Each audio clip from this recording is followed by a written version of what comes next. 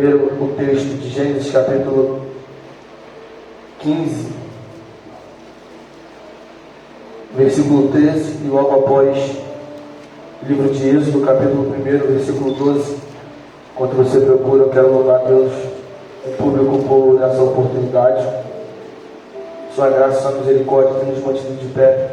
Isso é bom. Agradecer a confiança dos meus pastores, por sempre ter confiado, apoiado no ministério, os líderes, amigos, cada um.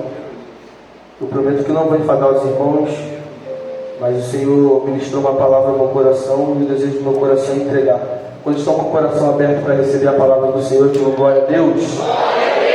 Digam glória a Deus bem forte, irmãos.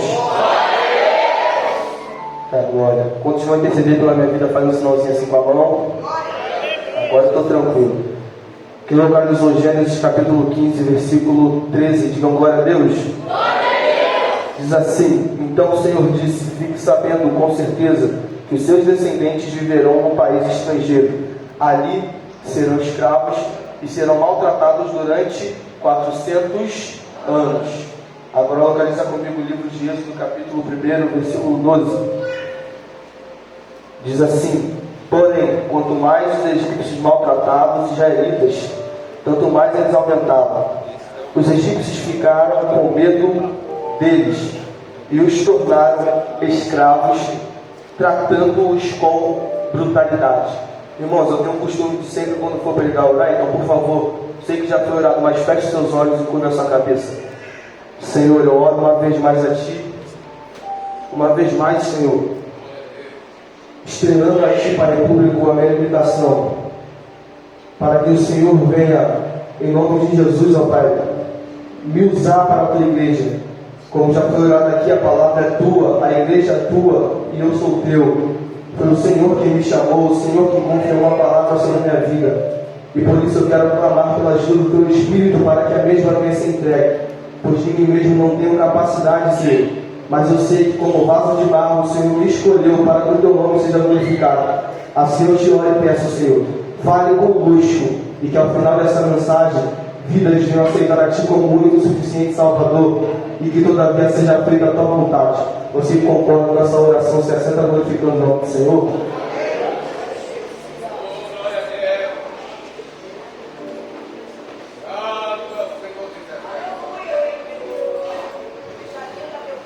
Glória a Deus. Os irmãos estão ouvindo? Amém? Irmãos, nós lemos dois textos, um localizado no livro de Gênesis e o outro localizado no livro de Êxodo.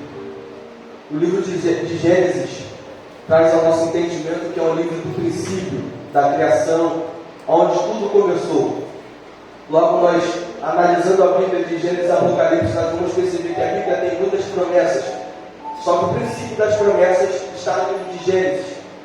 A Bíblia ela tem muitos recados, muitas lições. Só que o princípio de todas as lições está no livro de Gênesis. Então nós entendemos que a definição desse livro é um livro que trata-se do princípio de tudo. Quando a terra pela primeira vez, ou melhor, um homem teve um contato com Deus, quando Deus criou o homem, quando Deus criou a terra, quando Deus liberou uma palavra. Já o livro de Êxodo é definido como o livro da saída. Só que tem duas perguntas que ficam. A primeira é: sair eu sair de um local. Sair é eu sair de um lugar. E a outra pergunta é: quem está saindo? A pergunta é: quem está saindo e de onde está saindo? Quem está saindo é um povo. E de onde o povo está saindo é do Egito.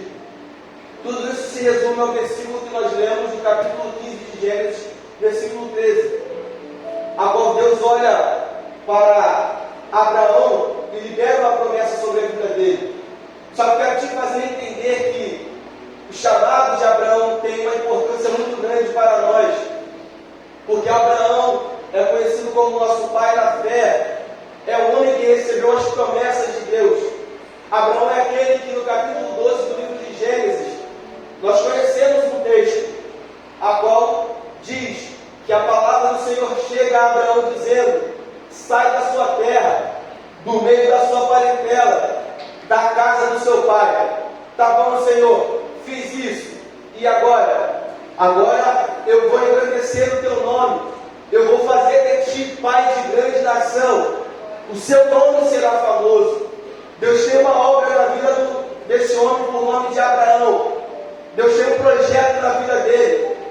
Deus queria começar o plano de salvação, a qual foi quebrado quando Adão quebra o princípio de Deus e cai e come do fruto proibido. O pecado entra na humanidade. Só que Deus não quer perder a humanidade.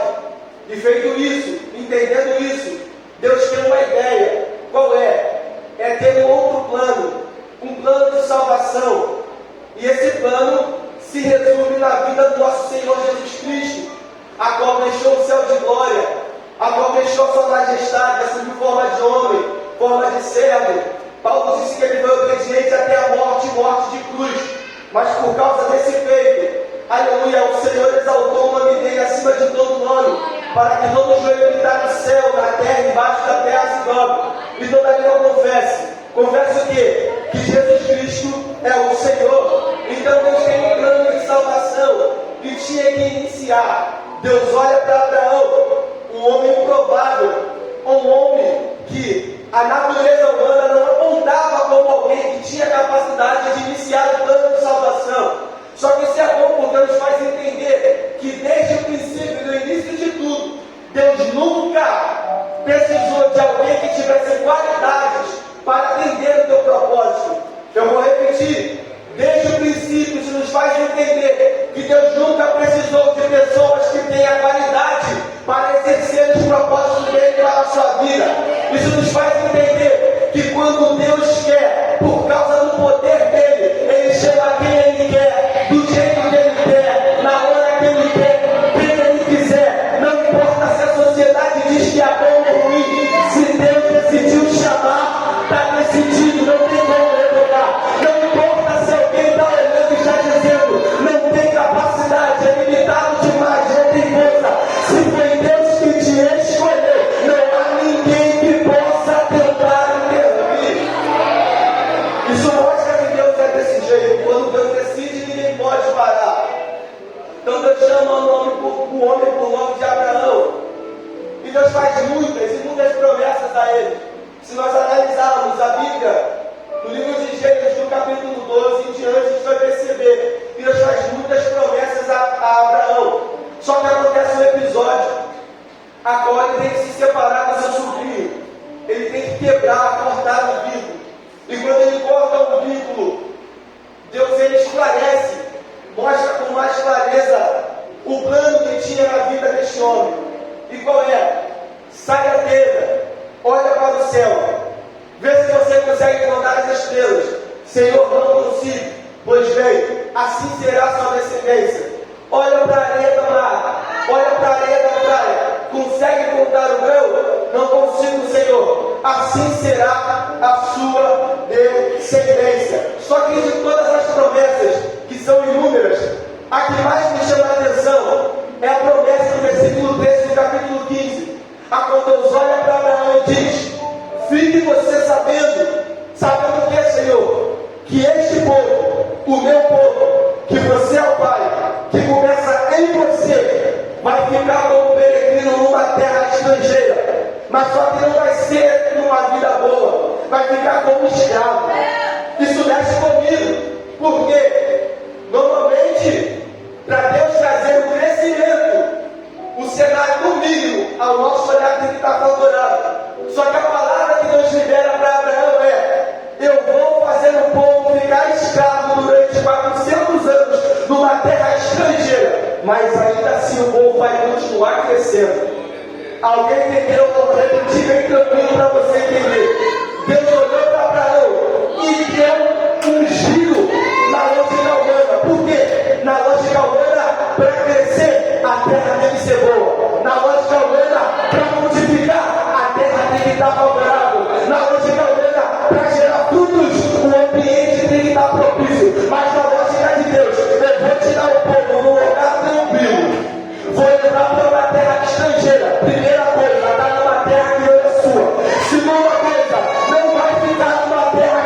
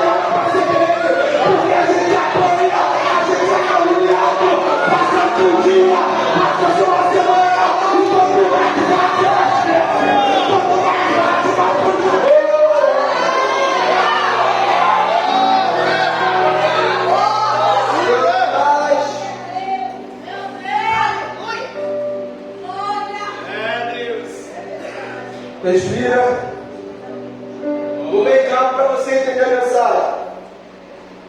A promessa contém 3 coisas.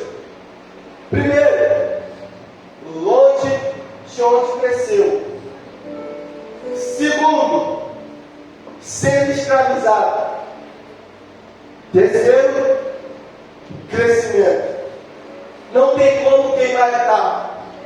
Quer crescer? Longe. Quer crescer? Cozinha a pedra. Negativo. Primeira coisa que eu quero te fazer entender. Deus tem promessa de crescimento, sim ou não? Deus liberou a promessa de crescimento, sim ou não? Só que junto da promessa de crescimento, Deus disse que seria fácil? Deus disse que seria em cenário favorável? Então já dá para tirar da nossa mente que quando Deus aperta, é para matar. Eu tenho um temor para pregar isso aqui, porque normalmente quando a gente prega, o negócio aperta depois. Mas eu preciso falar. Quem foi que te enganou dizendo que tudo isso que você está passando é Deus querendo te matar? Quem foi que te enganou dizendo que toda essa reviravolta, toda essa perseguição, toda essa dor é Deus querendo acabar com a tua vida? Ei, deixa eu te dizer, Deus nunca precisou de cenário favorável para cumprir o que Ele tem na sua vida. Eu vou repetir, Deus nunca precisou de um cenário favorável para cumprir na tua vida as promessas que Ele liberou a Deus.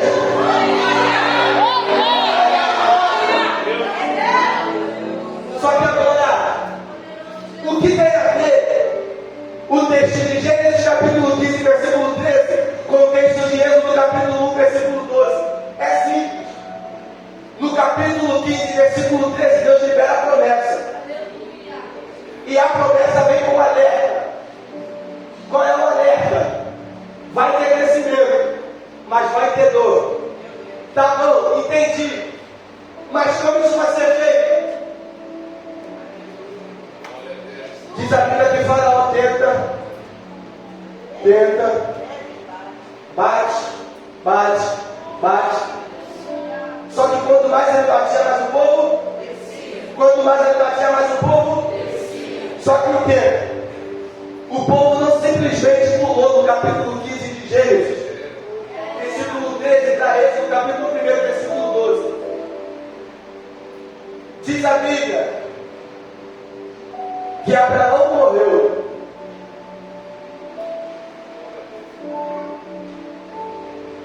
Só que a promessa não morreu. Continuou com Isaac. Mais tarde Isaac morre. Mas a promessa também não morreu. Continuou com Jacó. O que acontece com Jacó? Gênesis capítulo 37. Essa, portanto, é a história de Jacó. Tendo José dizer, calma aí. Primeiro ponto, se a história de Jacó, por que está dizendo que José tinha 17 anos, começa a falar de José? José com 17 anos era vendido, invejado, caluniado, longe da família, foi para o Egito. Mais tarde ele olha para os irmãos e diz, para conservar a vida de vocês, eu passei por isso. Olha para mim, a gente olha muito José como vítima, mas nem ele se olha assim.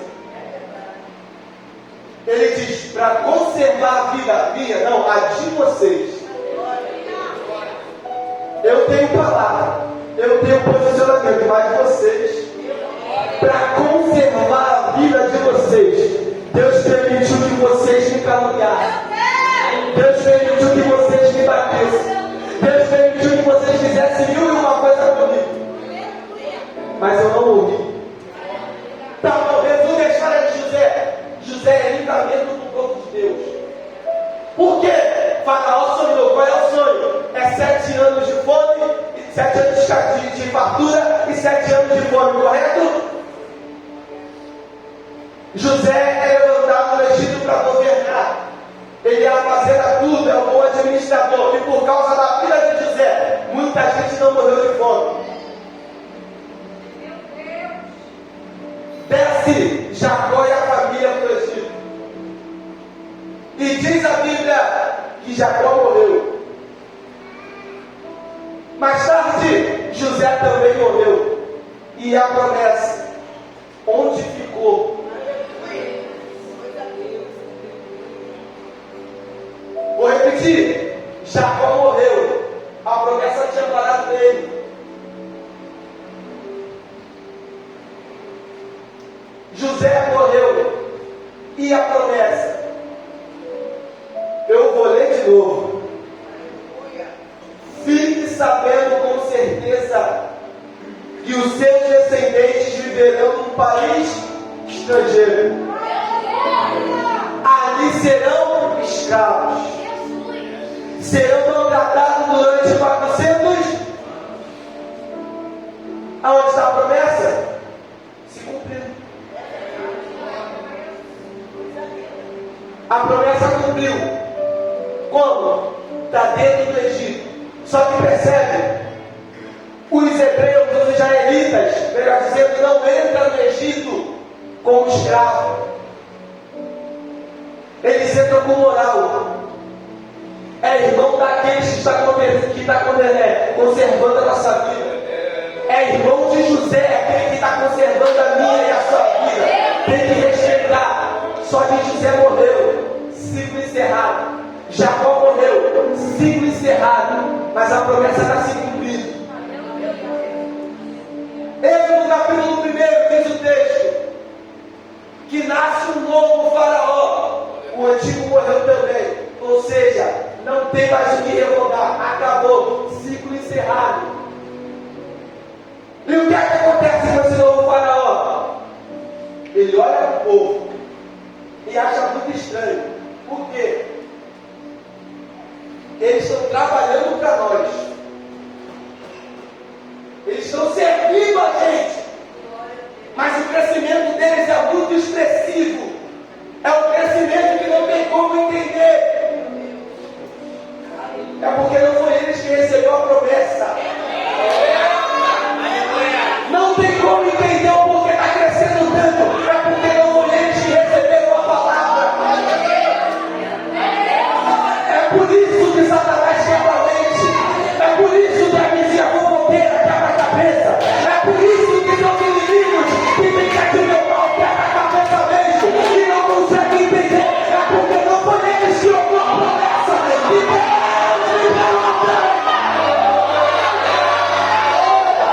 Deixa eu liberar uma mensagem a teu respeito.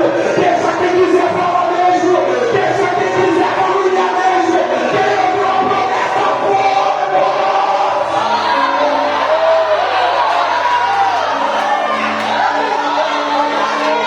Quem ouviu a palavra foi você.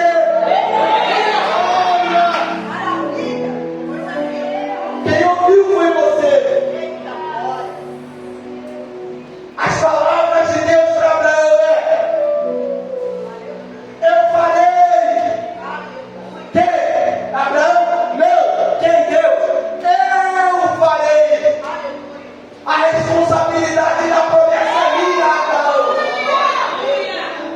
O povo não tem para você cuidar, mas continua sendo meu.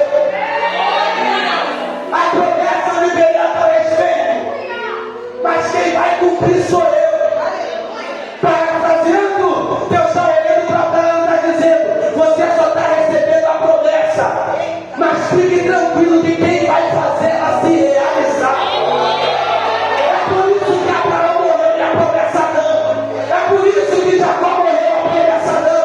É por isso que Isaac morreu e a promessa não. É por isso que José morreu e a promessa não. Porque quem morreu foi Abraão, quem morreu foi Isaac, quem morreu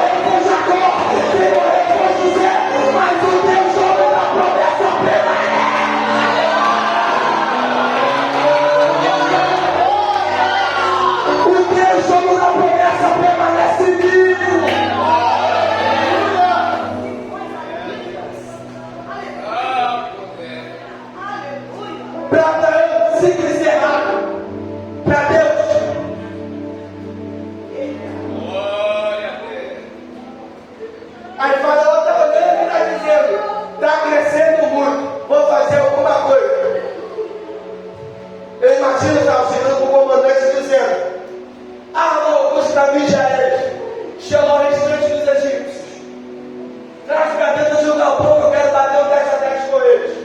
Olha só, esses hebreus estão crescendo muito, esses israelitas estão crescendo muito. Tá bom, mas qual é o problema de crescer? É porque vocês não estão vendo o perigo. Vai acontecer um momento em que vai vir uma guerra, e por estar cansados de trabalhar para a gente, eles vão lutar contra nós. E pelo nível expressivo de crescimento, eles vão derrotar a gente. Fala um momento de quem está crescendo. Aí ele olha e diz: precisamos fazer alguma coisa para parar. Porque se a gente não fizer, quem vai parar a gente é eles. Eu preciso fazer alguma coisa para travar o crescimento, para bloquear o acesso, para tirar do propósito. Aí ele está achando que vai conseguir.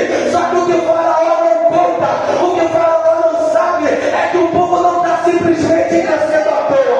Não é simplesmente um crescimento, não é simplesmente qualquer crescimento. O povo só está crescendo porque lá em Gênesis capítulo 15, no versículo 13, Deus olhou para Abraão e disse assim: você vai sofrer, vai ser escravo, vai apanhar, mas vai crescer, vai crescer, vai crescer, vai crescer, vai crescer, vai crescer, vai crescer.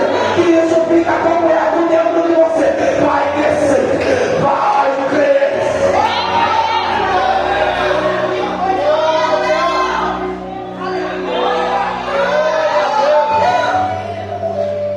Olha para cá que eu estou encerrando. Qual é a estratégia para parar o crescimento? Porque ele já tem um grande. Se simplesmente puxar a espada, a gente vai perder já. Então tem que ser na maciota, linguagem carioca. Tem que ser de cantinho.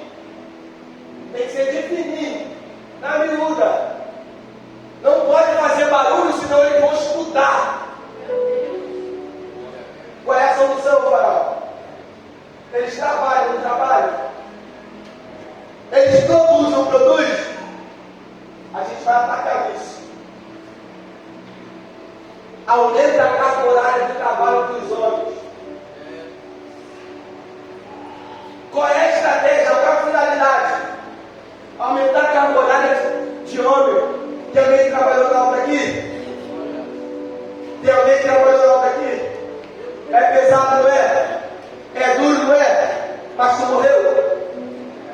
Era puxadão, não é? Mas morreu? Então, entre aspas, não tem problema. Porque somente está aumentando a carga horária. Só que olha a estratégia. Põe eles para cansar. Tem gente madura aqui para me escutar. Porque os homens não vão ter força física para quando chegar em casa ter um relacionamento com a sua esposa. Feito isso, sem relacionamento, sem plantar a semente, não tem como gerar filho. A estratégia é, fazendo isso, crescimento bloqueado. Fazendo isso, limitei o crescimento. Eles estão vivos hoje, tem muito, não tem? Mas se parar de gerar, daqui a uns anos não vai ter mais ninguém. Só que a Bíblia diz: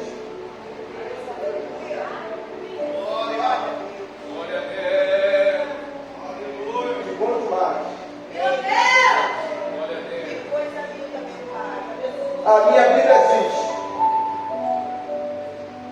que quanto mais aumentar,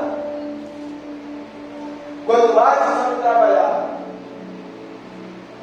quanto mais você exaltar, a psicologia diz sobre o cansaço e o esgotamento mental. Fala que quando isso ocorre em nós, a gente não se vê na capacidade de gerar. A gente não encontra força física nem ânimo para gerar. Então Satanás, ele sabe que cansando eu e você, agora eu vou tomar a igreja. Não tem ânimo para gerar.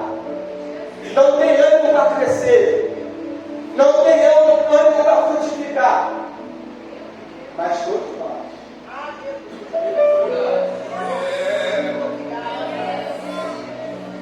Qual é a estratégia?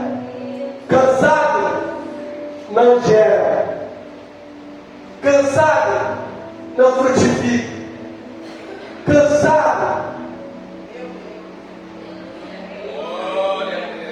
Aí Jesus olhou para o cansado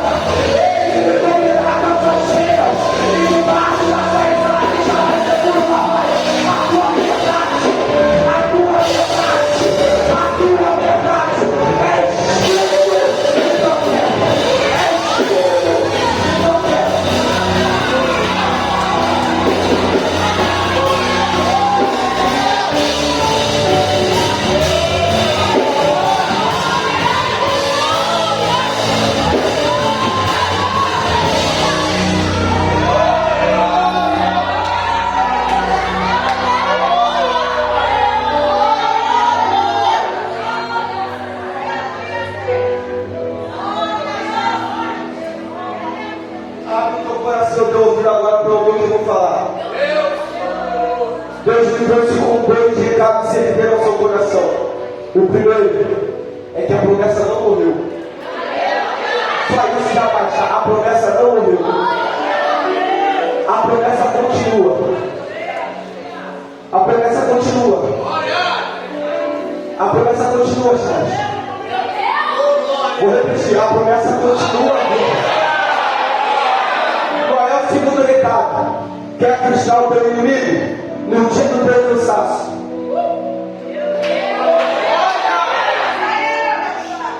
Vou falar de mim. Quando eu estou cansado, eu não quero fazer nada. Não sei se é só comigo, mas eu cansado, não quero fazer nada. Mas se a minha luta é contra Satanás, e se eu parar, quem vence é ele?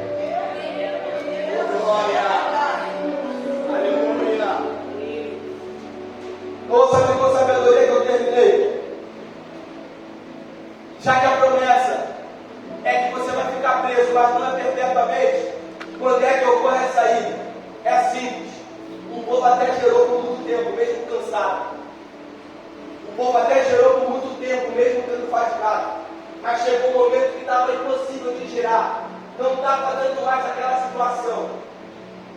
Qual é a atitude do povo? Senhor, envia um libertador. Olha para cá que eu terminei. Moisés apacentando a ovelha do seu sogro.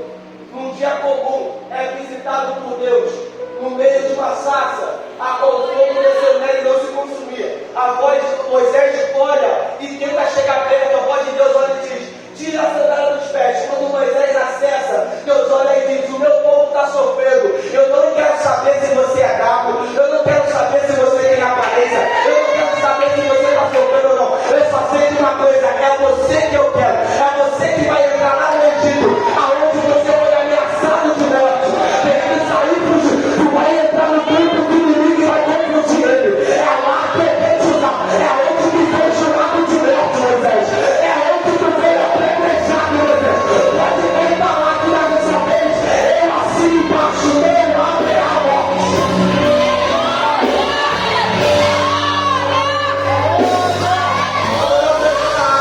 Acabei, eu juro. Moisés, eu acredito. Deus mesmo disse, no capítulo 15 de Gênesis, que ia maltratar o povo, que ia escravizar Israel. E por causa disso, a Bíblia diz que Deus, não foi o diabo, Deus endureceu o coração de Faraó. Foi necessário 10 pragas, e a última sendo a morte do filho de Faraó, para tentar liberar. Conseguiu? Porque mesmo saindo do Egito, alguém foi atrás.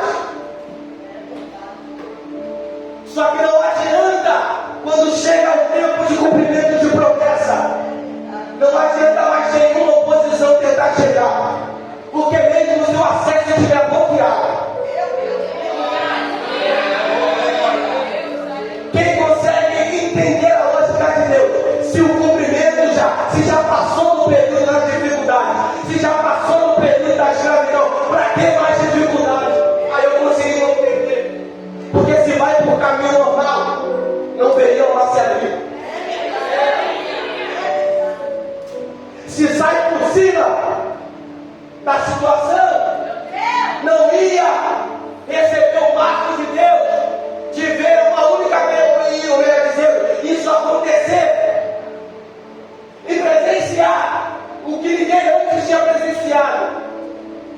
Porque eu estou falando, não é de uma piscina, eu não estou falando de uma caixa d'água, eu estou falando de um mar. E o que é que abriu?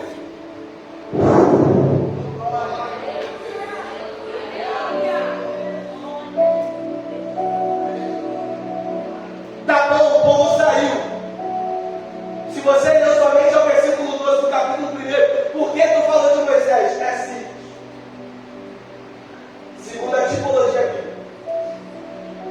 Moisés aqui é a representatividade de Cristo. A tipologia bíblica nos ensina Cristo no Antigo Testamento, por trás de figuras, imagens, linguagens. E Moisés aqui é um tipo de Cristo. Vou contextualizar o cenário. Egito, mundo. Faraó é o decreto, Satanás.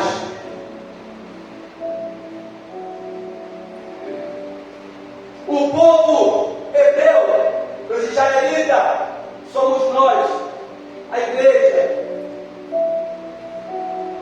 A gente estava aprisionado, por mais que estávamos gerando, por mais que estávamos clamando, a gente estava preso, não tinha ninguém para libertar.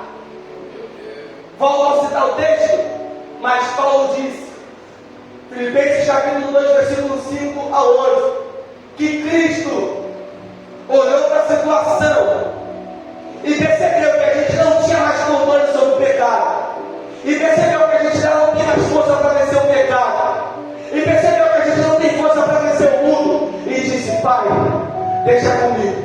Deixou o céu de glória, assumiu forma de homem, não ficou satisfeito. Ele quer saber? Não vou ser homem comum, eu vou ser servo.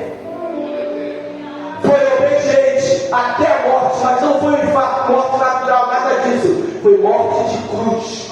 E Isaías disse que ele levou sobre si as nossas dores, carregando sobre si nossas iniquidades.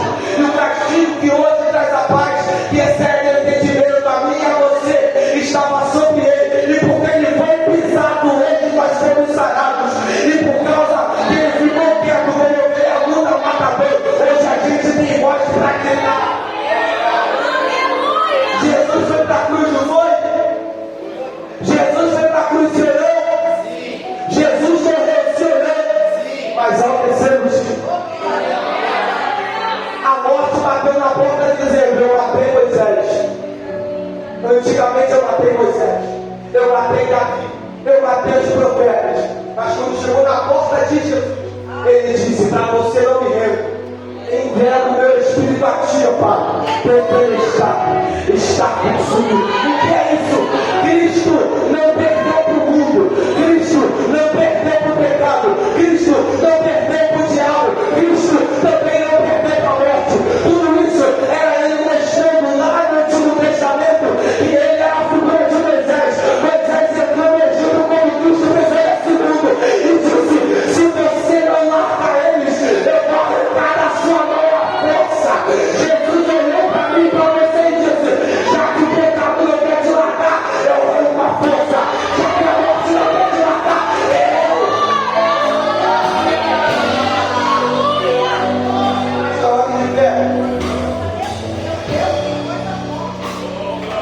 eu terminei Cristo para te dizer que a promessa de crescimento não está de pé. Só que não vai pensando que vai crescer de qualquer maneira. Por quê? O crescimento é através de luta. Mas olha o que Cristo disse: aos que estão cansados de diabo. Significa que o crescimento de Jesus está. Então quer crescer? Agora especialmente para você que está afastado.